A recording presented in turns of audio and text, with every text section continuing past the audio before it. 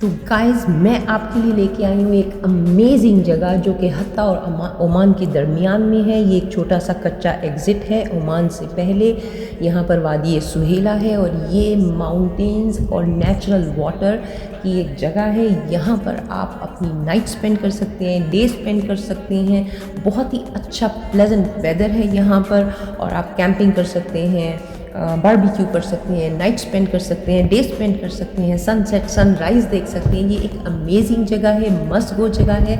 मैं आपको रिकमेंड करूँगी आप लाजिम जाइए। जैसे कि हॉलीडेज़ चल रहे हैं तो यहाँ जाके अपने फैमिली फ्रेंड्स के साथ जाके लाजिम एंजॉय करिए। आप ये एक्सपीरियंस ज़िंदगी में कभी नहीं भूलेंगे। ये बेहद अमेजिंग जगह है।